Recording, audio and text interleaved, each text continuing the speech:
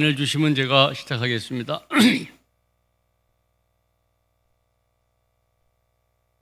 한 주간 동안 안녕하셨습니까? 우리가 지난주 공부한 베델 교재 9과 주님이신 그리스도라고 하는 주제는 사도행전에 대한 공부였죠. 이제 다음 주부터 우리가 바울 서신을 공부하게 되는데요. 이 바울 서신서들은 기독교의 교리의 핵심이 무엇인지, 또 성령의 역사로 시작된 교회는 어떠한 공동체였는지, 그리고 교회에는 어떤 문제가 있었는지를 알려주는 그런 책이죠. 오늘 우리가 제10과 그 바울 서신에 들어가기 전에, 본 교재 공부 들어가기 전에 바울에 대한 일반적인 이해를 돕고자 오늘 자료 공부를 좀 하려고 합니다. 이미 여러분들에게 나눠드린 바울 연구 자료 한번 펼쳐놓고 함께 공부에 임해 주시기를 바랍니다. 바울 연구 자료들 펼쳐놔 주세요. 쭉 설명을 이렇게 읽어나가면서 설명을 좀 드리겠습니다. 바울 연구 서원부터 시작하겠습니다. 기독교는 예수를 그리스도, 곧 인류를 구원하는 구세주라고 믿는 종교죠. 그리고 예수라고 하는 인물이 어떤 사람인지에 대해서는 객관적인 전기적 기록이 아니더라도 4개의 복음서를 통해서 우리가 알 수가 있죠. 이 복음서는 예수님의 역사적 사실을 정확히 보도하기 위하여 기록한 책이 아니에요. 즉 전기적 책이 아니다 얘기죠. 이 복음서는 예수 그리스도에 대한 신앙 전파를 위한 일종의 캐리그마, 설교다라고 하는 거예요. 그래서 그것은 전기적 기록이 아니에요. 그럼에도 불구하고 예수가 어떤 인물인지는 우리가 4 복음서를 통해서 알 수가 있어요. 그럼에도 불구하고 예수 그리스도를 믿는 기독교가 어떤 종교인지는 이 4개의 복음서를 통해서는 알 수가 없어요. 예수 자신이 기독교라고 하는 종교를 건설하려고 의도하지 않았죠. 그리고 그 일을 위하여 예수님이 활동하지도 않으셨어요. 그럼에도 기독교는 예수 그리스도를 믿는 종교예요. 또 기독교는 예수 그리스도로 말미암아 탄생되었죠. 여러분, 이렇게 탄생된 기독교는 어떤 종교일까요? 기독교의 근본 교리는 무엇일까요? 또 기독교인들이 믿는 신앙의 내용이란 무엇일까요? 사실 이것을 알기 위하여서 예수 그리스도를 또한 알아야 되지만은 이 예수 그리스도와 함께 간과할 수 없는 인물이 있어요. 바로 바울, 이 바울을 알아야 하죠. 이 바울을 알아야만 기독교를 알 수가 있으며, 바울을 알아야만 기독교의 신앙의 내용이 무엇인지를 또한 알 수가 있어요. 예수를 소개하는 문서는 4권의 복음서가 있지만은요, 바울을 소개하는 문서는 따로 존재하지 않아요. 바울 자신이 여러 교회에 보낸 서신들, 편지들과 그를 간접적으로 소개하는 사도행전, 그의 사도행전 13장부터 28장까지를 통해서 그가 어떤 인물인지를 알 수가 있으며, 또 그가 말한 것들을 통하여 기독교의 신앙의 내용을 알 수가 있죠. 특히 바울의 편지들은 신약 성서 가운데 복음서보다 먼저 기록된 기독교 문서들이에요. 신약 성서의 최초의 문서는 편집상 제일 앞에 있는 마태복음이 아니라 데살로니가 교회에 보낸 첫 번째 편지, 즉 데살로니가 전서예요. 흔히 초대교회로 돌아가자라고 하며 사도행전의 내용을 인용하고 있지만은, 사실 사도행전은 바울 서신보다 적어도 한 30-40년 후의 작품으로서 초대교회의 상황은 사도행전을 통해서가 아니라 바울 서신을 통하여서만이 알 수가 있어요. 초대교회는 사도행전이 전하는 것처럼 성령을 통하여 방언이 터져나오고 성도들이 재산을 공유하는 그런 공동체가 아니었죠. 새롭게 시작된 교회 안에 발생된 아주 여러 가지 문제로 하여금 혼란스러운 유아적인 신앙 공동체였다라고 하는 거예요. 바울은 이러한 초대교회 안의 문제들을 해결하여 안정적인 신앙을 정착시킨 사람이죠. 신앙의 내용을 체계화하여 기독교 교리를 확립했을 뿐만 아니라 성도들의 신앙생활의 원칙들을 세웠어요. 이로써 기독교가 어떤 종교인지 기틀을 마련해 줬죠. 바울이 아니었다면 기독교는 어쩌면 건설되지 않았을지도 몰라요. 특히 바울이 없었다면 종교개혁자 루터가 등장하지 않았을 것이며 아울러 개신교는 역사 속에 존재하지 않았을 거예요. 잘 아시겠지만 루터는 바울의 로마서를 연구하다가 오직 믿음으로 의롭게 된다라고 하는 이 하나님의 의를 확인하고 솔라 피데를 외치면서 종교개혁을 진행해 나갔던 것이죠. 우리 이제 바울을 좀 알아보려고 그래요. 바울이 어떤 인물인지 또 기독교에 미친 그의 영향은 어떤 것인지를 이제 살펴보려고 해요. 자, 자료의 첫 번째 바울의 연대기와 그의 서신서 그 부분 함께 공부하겠습니다. 또 읽으면서 설명드릴게요. 바울처럼 자신의 삶을 극적으로 전향한 사람은 그리 흔하지 않지요. 이제 뒤에서 공부하겠습니다마는 또 잘 아시겠습니다마는 이 다메섹 사건을 통하여 바울이라고 하는 사람은 180도로 변화된 사람이에요. 그는 지나온 절반의 생애를 송두리째 버리고 새로 태어난 사람으로 남은 절반의 생애를 오직 하나의 목적을 위하여 달렸어요. 그래서 그는 자신의 삶의 자세를 다음과 같이 밝히죠. 제가 선구를 적어놨죠. 한번 읽겠습니다. 내가 이미 얻었다 함도 아니요 온전히 이루었다 함도 아니라 오직 내가 그리스도 예수께 잡힌 바 된 그것을 잡으려고 달려가노라.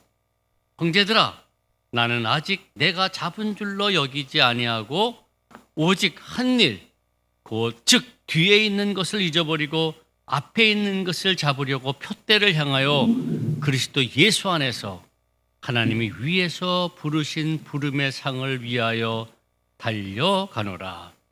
빌립보서 3장 12절부터 14절 말씀이에요. 이 말씀처럼 그는 달리는 사람이었어요. 바울에게는 이만하면 되었다라고 하는 말은 존재하지 않아요. 그리스도의 예수에게 미친 사람으로서 그의 복음을 전하기 위하여 생애 마지막까지 달려간 사람이었죠. 이런 바울은 그의 친서 어디에도 자신의 생애에 대하여 직접적으로 언급하지 않았어요. 단지 누가의 기록으로 알려진 우리 누가에 대하여서 바울의 동력자 누가였느냐 아니냐에 대해서는 이미 앞서 공부했어요. 이 누가의 기록으로 알려진 사도행전이 바울의 전기를 간접적으로 정해질 뿐이에요. 사도행전 18장 12절은요. 갈리오라고 하는 사람이 아가야 총독되었을 때에 유대인들이 일제히 일어나 바울을 대적하여 법정에 세운 기록이죠.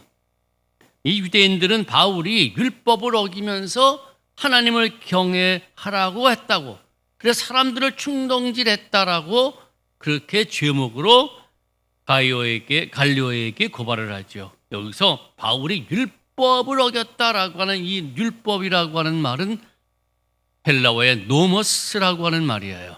이 노모스라고 하는 말은 유대인의 율법을 일컫는 것이 아니라 로마법을 일컫는 말이에요.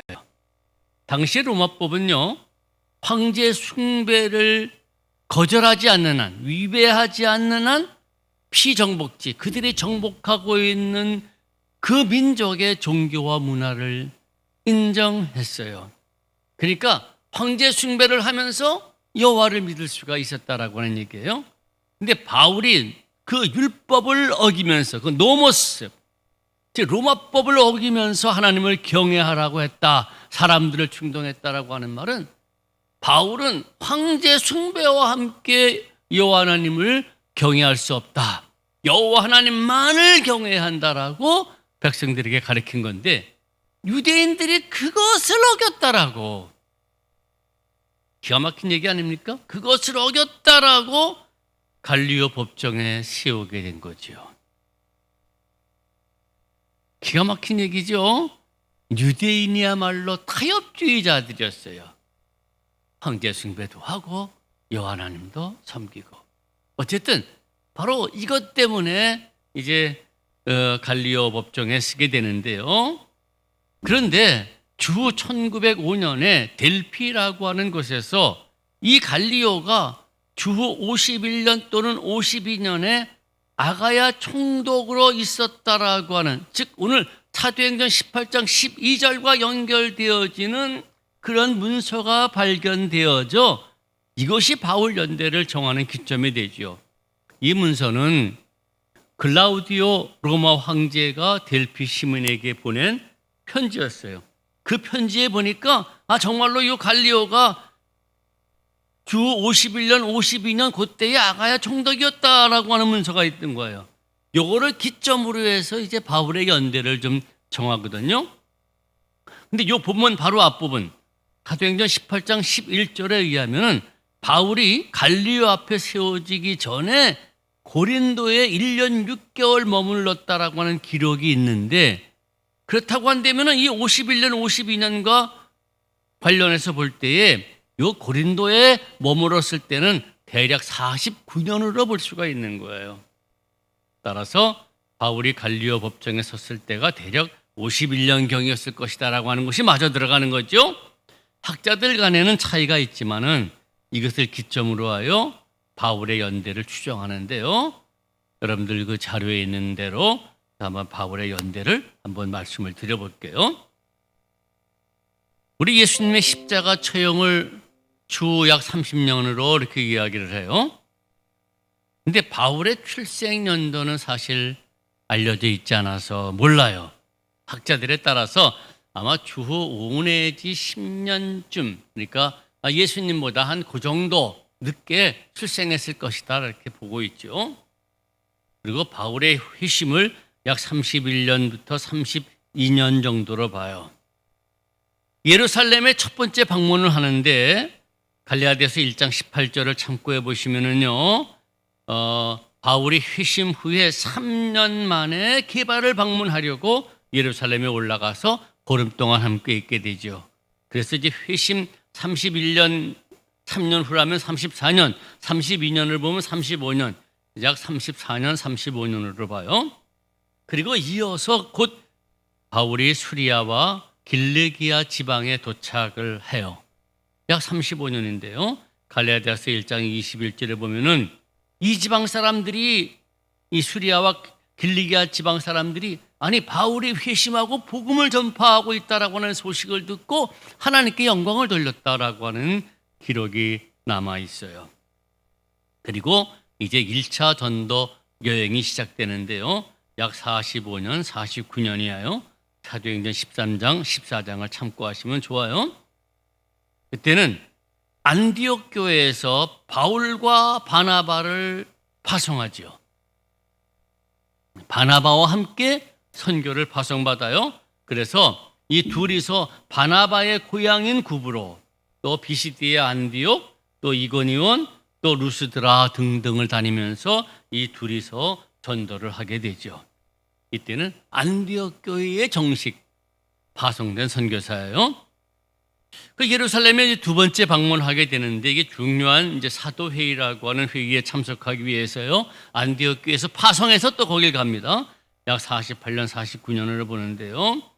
갈라디아서 2장 1절, 사도행전 15장 1절부터 4절을 참고하시면 1차 방문 후 14년 만에 방문이에요.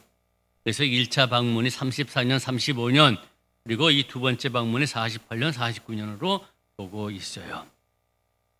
그 다음에 제2차 전도 여행이 약 50년부터 52년인데요. 사도행전 15장 36절 이하를 보시면은 이 바나바와 바울이 둘이 동역했잖아요. 그런데 두 번째 전도 여행을 떠날 때 큰 문제가 발생합니다. 뭐냐면 함께 데려갈 사람, 요한이라고 하는 사람을 데려갈 것이냐 안 데려갈 것이냐를 가지고 둘이 아주 심히 다퉈요. 바나바라고 하는 사람은 격려자였어요. 요한을 데려가려고 그래요. 근데 바울은 거부해요. 왜? 중도에 함께 하다가 포기했던 사람이다 얘기죠. 그래서 그걸 안 된다. 바울은 냉정하게 잘라요. 그러나 바나바는 그의 이름 격려자라고 하는, 위로자라고 하는 말처럼 어쨌든 간에 하여간에 요한을 데리고 가기로 하고요. 바울은 바나바와 이 일로 인하여서 완전히 갈라서서 실라와 디모데를 데리고 2차 전도 여행을 떠나죠. 잘 아시는 대로 성령께서 소아시아에 복음을 전하지 못하도록 하고 마게도니아 사람이 환상 중에 손짓하기 때문에 이 마게도니아 유럽 지역으로 가서 이제 복음을 전파하는데 그때 갈라디아, 빌립보, 데살로니가, 고린도 이런 지역에 다니면서 복음을 전파하고 교회를 설립해요. 그리고 거기에 보낸 편지가 전부 다 서신서에 담겨져 있어요.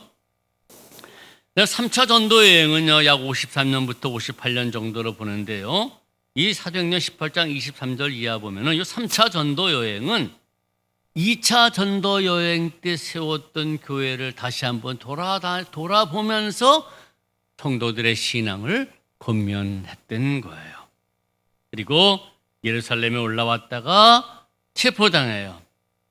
왜냐하면 유대인들이 저 바울이 율법과 성전을 비방하면서 가르친다라고 하는 제목으로 체포를 해서 넘기죠.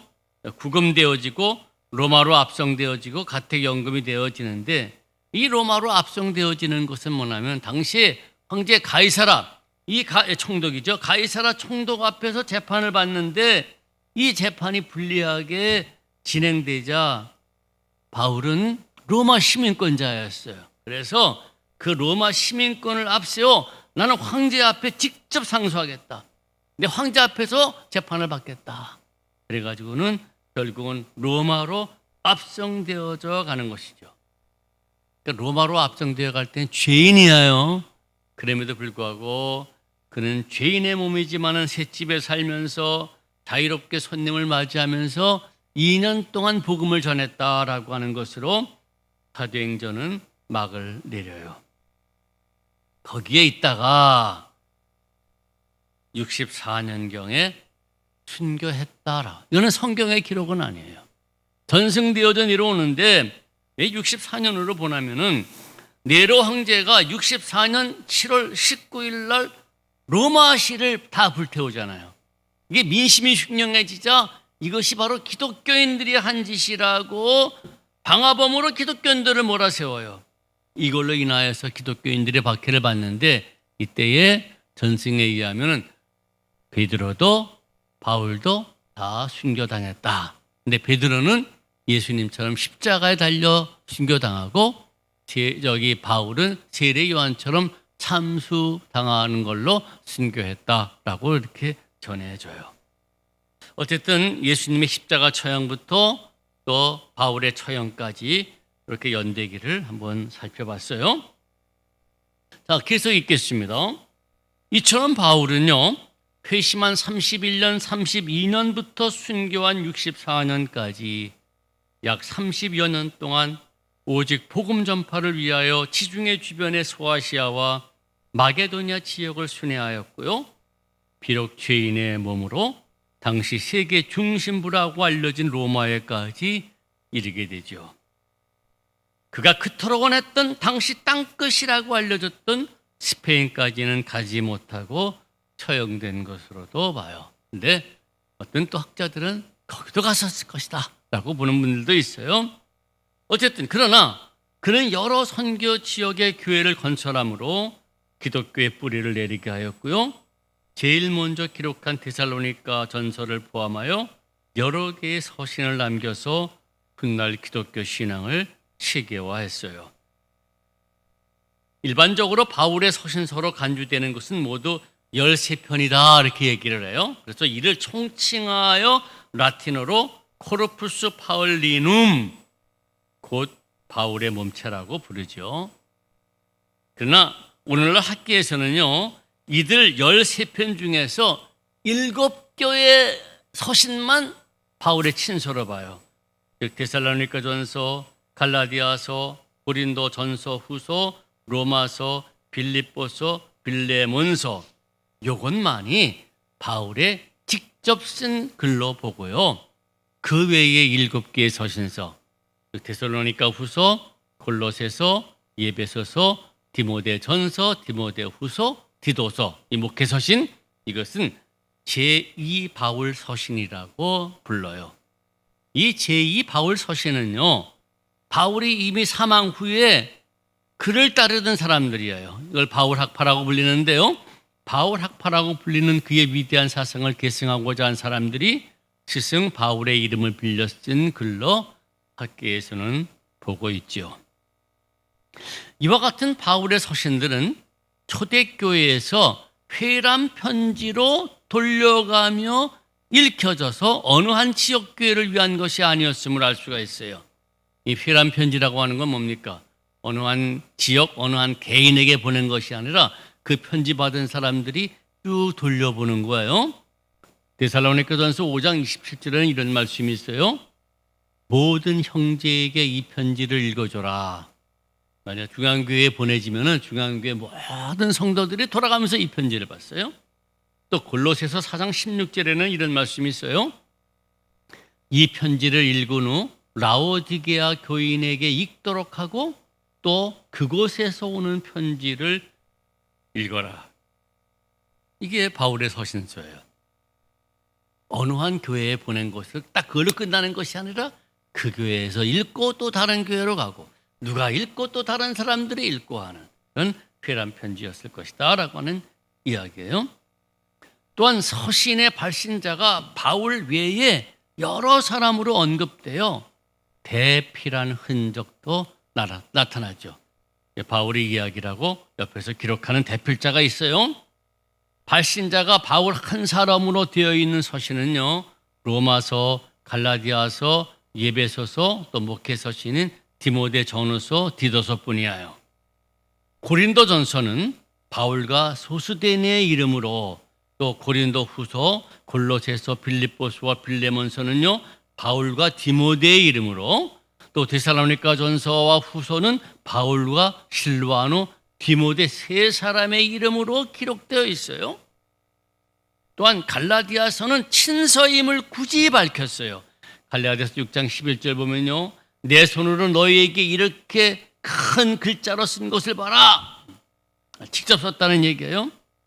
이렇게 굳이 친서임을 밝힌 데 비하여 로마서, 고린도전서, 골로새서, 데살로니가 후서는 대필했거나 또 마지막에 대필한 것 맨 마지막에 친필로 마지막 그 문안 인사만 적었을 것으로 여겨져요. 로마서 16장 22절은요. 이 편지를 기록하는 나 더디오도 너희에게 문안한다. 로마서는 분명히 더디오라고 하는 사람이 대필했어요. 그다음에 고린도전서 16장 21절에 보면요.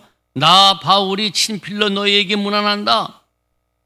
소스데네가 대필하고 마지막에 바울이 이제 친서로 문안 인사를 드리고요. 골로새서 4장 18절에 보면요. 나 바울이 친필로 문안한다. 디모데가 쓰고 친필로 문안 인사를 드리고요. 데살로니가 후서 바울이 친필로 문안한다. 이런 것들이 전부 다 대필자가 있었다라고 하는 얘기예요.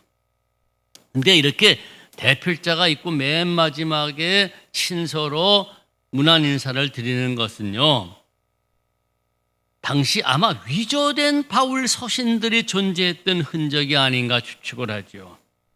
무슨 말씀인 거 아니에요? 데살로니가 후서 2장 2절에 보면요, 우리에게서 받았다라고 하는 편지라고 하는 내용이 나와요. 데살로니가 교회에게 편지 보면서 편지내면서 야 너희들이 우리에게서 받았다라고 하는 편지를 읽었지 그런 얘기인데, 그 편지 내용이 뭐냐면은 주님의 날이 이르렀다고 기록된 바울에게서 온 편지 너희들 받았다면서. 근데 그거 가짜야 그런 얘기예요. 그래서 흔들리지 마라 그런 내용이에요. 아마도 그와 같은 그 위조된 바울의 서신들이 있었기 때문에 바울은 대필했음에도 불구하고 맨 마지막에 친서로 문안 인사를 했다라고 하는 그런 내용이죠. 자, 두 번째, 우리 기독교에서의 바울의 위치는 어떠했는가 이제 살펴보도록 하죠. 자, 기독교에 미친 바울의 영향이 압도적인 것은요, 기독교가 예수의 종교인가 바울의 종교인가라고 하는 말이 있을 정도에서 알 수가 있어요. 어때요, 여러분들? 기독교는 예수의 종교인가 바울의 종교인가? 네, 기독교는 예수 그리스도를 믿는 종교임에도 불구하고 바울을 빼고는 기독교를 얘기할 수 없기 때문에 기독교가 예수의 종교인가 바울의 종교인가라고 그런 말이 있어요. 그만큼 바울이 기독교에서의 영향은 압도적이다라고 하는 말이죠. 바울의 서신들이 기록된 곳은 약 50년부터 60년경으로 70년부터 90년경에 기록된 복음서보다 앞서 있어요. 그래서 바울의 사상은 초기 기독교 신앙의 기초라고 할 수가 있죠. 근데 사실 이 초기 기독교 신앙의 이 기초가 사실 오늘날 우리 기독교 신앙의 핵심이에요. 또한 신약 성서 안에 바울 서신서가 상당히 포함되어 있음도 기독교에서의 바울의 위치가 중요함을 나타내죠. 친서가 7개든 아니면 13개든 굉장히 여러 권이 있다라고 하는 얘기는 27권 내에 이만큼 있다는 얘기는요, 바울의 위치가 얼만큼 중요하다라고 하는 사실을 나타내죠. 또 이와 같은 바울의 위치가 중요함은요, 신약 성서 안에서도 확인할 수가 있는데, 신약 성서 안에 포함된 이 사도행전을 기록한 누가는 사도행전의 후반부 13장부터 28장인데 거기에다가 앞에 9장 바울의 회심 사건이 있어요. 이렇게 많이 다뤄요. 사실 앞부분에 물론 베드로를 다루지만은 베드로만 다루는 게 아니에요. 사도행전이라고 얘기할 때 가장 핵심적인 인물은 바울이었잖아요. 그만큼 바울의 위치가 중요하다라고 하는 사실을 우리는 사도행전을 통해서도 알 수가 있어요. 그런데 교회사적인 입장에서 확인되는 것도 복음서보다 바울의 서신들이 더욱더 중요하게 취급되어졌다라고 하는 점이에요. 교부들은 복음서를 읽더라도 바울 사상, 특히 의인론의 빛 아래서 읽어야 한다라고 주장을 했어요. 다시 말씀드린다면 바울 사상을 신약 성서를 이해하는 표준으로 삼았었다라고 하는 말이죠.